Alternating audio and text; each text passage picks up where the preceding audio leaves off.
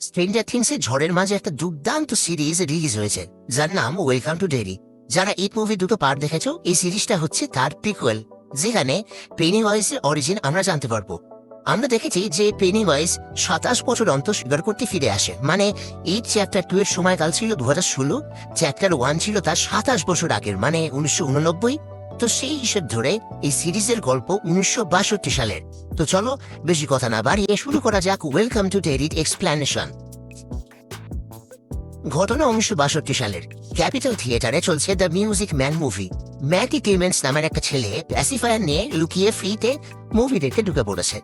এই নিয়ে 1 সপ্তাহে 3 বার। হলের কর্মচারী ক্যাল ওকে ধরে ফেললে ম্যাটির কিছু নেয়। সে রুদ্ধশ্বাসে বাইরে এসে লুকিয়ে পড়লে রনি অবশ্য সেটাকে দেখলেও ক্যালকে কিছুই বলে না। রনির বাবা হ্যাঙ্ক এই হলে সিনেমা চালায়। রনি ইচ্ছে করে ক্যালকে অন্যদিকে পাঠিয়ে ম্যাটিকে হেল্প করে, কিন্তু ও যেতেই যাবে তখনই ক্যালের নজর পড়লেও কোনো লাভ হয় না। এই শীতের রাতে ম্যাটি একা ডেডি শহর থেকে যাওয়ার সময় লিফট চাইলে কেউ থামতে চায় না, কিন্তু একটা গাড়ি থামলে ওকে লিফট দেয়। গাড়িতে এক পরিবার কোটল্যান্ড যাচ্ছিল। ম্যাটি তাকে ডেডি ছাড়া যেখানে ইচ্ছে নিয়ে যেতে বলে। সেই মতো সকলে এগিয়ে চলল। এই দম্পতির 2 বাচ্চা আর সাথে একটা পেটে। সব থেকে ছোট ছেলেটা যে কোনো কথা বানান করে বলার স্বভাব, তাই ওটা বলে ম্যাটিকে বিরক্ত করতে থাকলে পাশে বসে থাকা বড় বোন বক্সে কাঁচা লিভারে আঙুল চুবিয়ে সেটার গন্ধ ম্যাটিকে শুকানোর চেষ্টা করে হাসতে থাকে। ম্যাটি রাস্তার পাশে লাগানো সাইনবোর্ড দিকে হঠাৎ খেয়াল করে তারা ঘুরে আবার ডেরি শহরে চলে এসছে। সন্দেহ জাগলে তাকে গাড়ি থেকে নামাতে বললে তারা ইগনোর করে স্পিড বাড়িয়ে দেয়। ম্যাটি গাড়ি থেকে নামার চেষ্টা করলে দেখে দরজা লক। ততক্ষণে সবাই আউট আউট বলে অদ্ভুত আচরণ করতে থাকলে মহিলাটি বাচ্চা প্রসব করে। তবে সেইটা কোনো সাধারণ বাচ্চা নয়, কারণ তাকে দেখতে ডিমানের মতো। বাচ্চাটা ডানা মেলে গোটা গাড়ি লন্ডভন্ড করতে থাকে, যেটা এই ফ্যামিলি আনন্দে উপভোগ করছিল। এই কাণ্ডের মাঝে বেবি ডিমন ম্যাটির উপর হামলা করলে ওর প্যাসিফায়ার গাড়ির কাঁচ ভেঙে পাশের ক্যানেলে গিয়ে পড়ে, এবং এরপর থেকেই ম্যাটি মিসিং হয়ে যায়। ঘটনা শীত করে 4 মাস পর, এবং আমরা দেখি ফিলকে কনস্পিরেসি থিওরি নিয়ে তার ভীষণ কৌতূহল, তাই সময় পেলেই দূরবীন নিয়ে পাশের আর্মি এয়ারবেসের উপর নজর রাখে। এদিকে এয়ারবেসের হেড কর্নেল ফুলার ওয়েলকাম জানায় মেজর লিরয় এবং ক্যাপ্টেন পলিকে। আচ্ছা, পলির চরিত্রে যে রয়েছে সে কিন্তু রিয়েল লাইফে একজন মাল্টি ট্যালেন্টেড ইউটিউবার। ওর নাম রুডি মানকুজো। তো এদের দুজনের পোস্টিং অনেক কোরিয়াতে ছিল। কর্নেল তাদের এলাকা ঘুরিয়ে দেখানোর সময় জানায় সোভিয়েত এয়ারবেস থেকে এইটা সব থেকে নিকটবর্তী এয়ারবেস, তাই ওদের সবসময় সতর্ক থাকতে হবে। তবে কর্নেল সবকিছুর মাঝে তাদের বেসে চলতে থাকা সিক্রেট প্রজেক্টের ব্যাপারে জানায় না। আপাতত লিরায় যতদিন না বাড়ি ভাড়া পাচ্ছে সে এই বেসে থাকবে।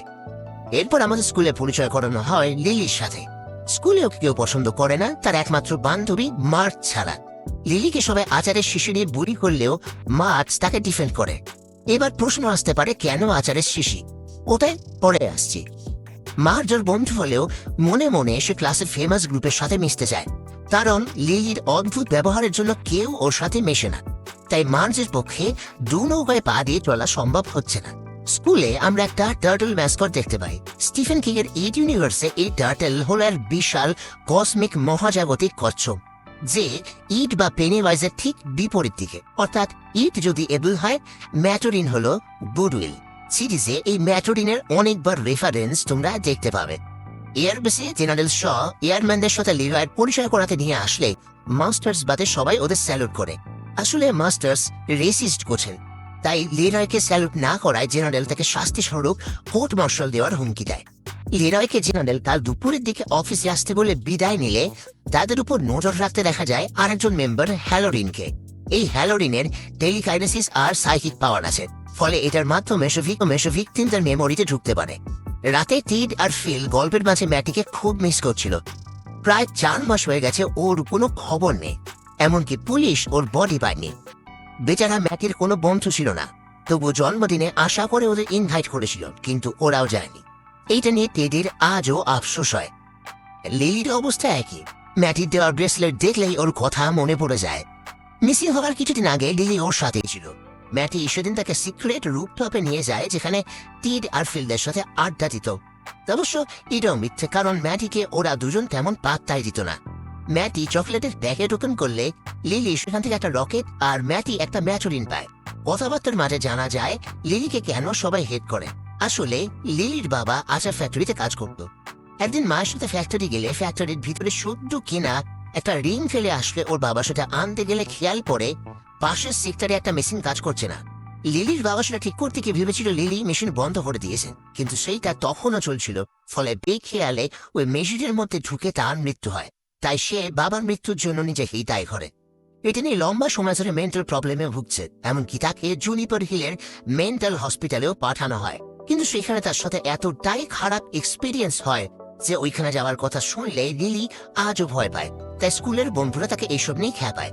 বাবার মৃত্যুর পর 1 বছর হয়ে গেছে, কিন্তু আজও তার সাহস হয়নি বাবার কবরে যাওয়ার।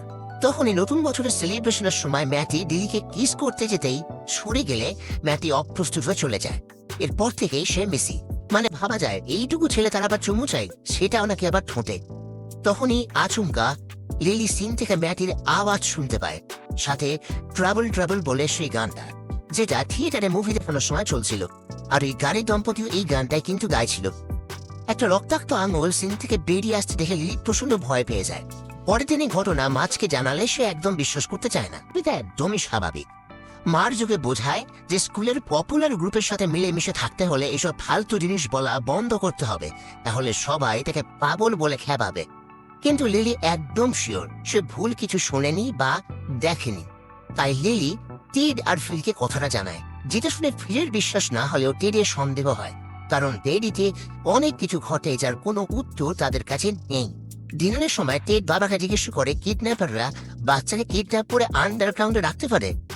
উত্তরে তিনি বলেন এগুলো তো নিমিত্ত মাত্র, কারণ নাৎসিরা ইহুদিদের ধরে তাদের স্কিন দিয়ে ল্যাম্পের ঢাকনা বানাতো। কিন্তু এই অবান্তর প্রশ্ন শুনে টেডির বাবা বিজায় রেগে যায়। বকা খাওয়ার পর সেই রাতে টেড দুঃস্বপ্নে জ্বলন্ত ল্যাম্পশেডের মধ্যে ম্যাটির মুখ দেখে ভীষণ ভয় পেয়ে যায়, যেটা সে পরের দিন সবার আগে ফিল আর লিলিকে জানায়। প্রথমে লিলি, তারপর টেড, হয়তো এর পরবর্তী টার্গেট ফিল। কিন্তু এটা কি করে সম্ভব? কেউ ওদের কথা শুনে বিশ্বাস তো দূরের কথা, উল্টে পাগল ভেবে জুনিপার হিলে পাঠিয়ে দেবে। তাই কাউকে কিছু বলার আগে খুঁজে বের করতে হবে সেদিন ম্যাটির সাথে কি হয়েছিল। তাই ওরা ফিলের বোনকে নিয়ে সোজা চলে যায় লাইব্রেরি। ফিলের বোনকে আনার কোনো কথাই ছিল না, কিন্তু বাড়িতে কেউ নেই, তাই এক প্রকার জোর করেই নিয়ে আসা। সেখানে তারা নিউজ পেপার থেকে ম্যাটির ব্যাপারে তথ্য জোগাড় করে। পুলিশ প্রথমে ভেবেছিল ও বাড়ি থেকে পালিয়েছেন, কিন্তু অনেক সার্চের পর ওকে না পেলে মৃত বলে ঘোষণা করে। জানুয়ারি 4 তারিখ সন্ধ্যায় সে মিসিং হয় এবং ওকে লাস্ট দেখেছিল ক্যাপিটাল থিয়েটারের এমপ্লয়ি হ্যাঙ্কের মেয়ে রনি। সেই মতো ওরা পৌঁছায় রনির সাথে দেখা করতে, কিন্তু রনি ওদের দেখা মাত্রই রেগে যায়, কারণ ম্যাটি মিসিং হওয়া নিয়ে পুলিশের সন্দেহ ওর বাবার দিকে। কারণ একটাই, ব্ল্যাক। এই নিয়ে রীতিমতো ওরা বিধ্বস্ত। কিন্তু সিন থেকে আসা the music man movie trouble trouble গানের কথা শুনে রনি অবাক হয়ে যায় এবং বলে সেও থিয়েটারের বেসমেন্টের পাইপ থেকে এই গানটা নাকি শুনেছে। শুধু তাই নয়, সেখান থেকে বাচ্চারা তার নাম ধরে ডাকছিল। অন্যদিকে সেদিন রাতে লিরায়ের উপর 3 জন আততায়ী হামলা করে। তারা মিশনের ব্যাপারে তথ্য জানতে এসেছিল, কিন্তু লিরায় ওদের সাথে ফাইট ব্যাক করলে পলির সাহায্যে ওদের মেরে তাড়িয়ে দেয়। রাতে রনি সবাইকে নিয়ে পৌঁছয় থিয়েটারে, কারণ ম্যাটি যে গানটা গাইছিল মানে ট্রাবল ট্রাবল, সেটা দ্য মিউজিক ম্যান মুভির গান। হয়তো ম্যাটি তাদের এইটার মাধ্যমে কোনো হিন্টস দিতে চাইছে। Ronny the music man movie play করতেই সবাই অবাক হয়ে যায়, কারণ ম্যাটিকে তারা মুভির মধ্যে দেখতে পায়। ও হাতে কাপড়ের ভিতরে কিছু একটা জড়িয়েছিল। তারা ম্যাটির সাথে কথা বলার চেষ্টা করলে ম্যাটি ক্রমশ পেনিওয়াইজের মতো স্মাইল করে কোল থেকে কাপড়টা সরাতেই তার ভিতর থেকে সেই বেবি ডিমান্ডটা বেরিয়ে এসে সবাইকে নৃশংসভাবে মেরে ফেলে। এই রক্তক্ষয়ী রাতে থিয়েটার থেকে রনি আর লিলি কোনো মতে বেঁচে বেরিয়ে আসে, আর লিলির হাতে ছিল ফিলের বোনের কাটা হাত। ক্যাপিটাল থিয়েটারের ঘটনার পুলিশ কোনো পোক্ত প্রমাণ পায় না, কারণ সেইখানে কারোর বডি পাওয়া যায়নি। সাথে রনি আর লিলির মতে ঘটনার সময় হ্যাঙ্ক সেখানে ছিল না। আবার হ্যাঙ্কের মায়ের মতে সেদিন পুরো সন্ধ্যা সে বাড়িতেই ছিল, কিন্তু তারপরেও পুলিশ তাকে সন্দেহ করছে শুধুমাত্র সে ব্ল্যাক বলে। তাই হ্যাঙ্ক চাইছে না এই ঘটনার জন্য রনি স্কুলে যাক, কারণ এতে সমস্যা উল্টে বাড়বে। এদিকে লিরয় ডেরিতে শিফট করে এবং সাথে তার পরিবারও থাকতে আসে, মানে ও স্ত্রী শার্লেট এবং একমাত্র ছেলে উইল। ডেরিতে তাদের প্রতিবেশীকে শার্লেট ওয়েভ করলে সে পাত্তা দেয় না, অর্থাৎ এইখানে রেসিজম পিক লেভেলে রয়েছে। উইল ছেলেটা ভীষণ জিনিয়াস, তার বিজ্ঞান নিয়ে খুব ইন্টারেস্ট, তাই লিরয় ওকে একটা মিনি টেলিস্কোপ গিফট করে। পরের দিন রনি স্কুলে আসলে লিলির সাথে ওকে দেখে শুরু হয়ে যায় গুঞ্জন। মার চায় না লিলি রনির সাথে বেশি মিশুক, তাই ওকে সতর্ক করলেও লিলি তেমন পাত্তা দেয় না। আজ ক্লাস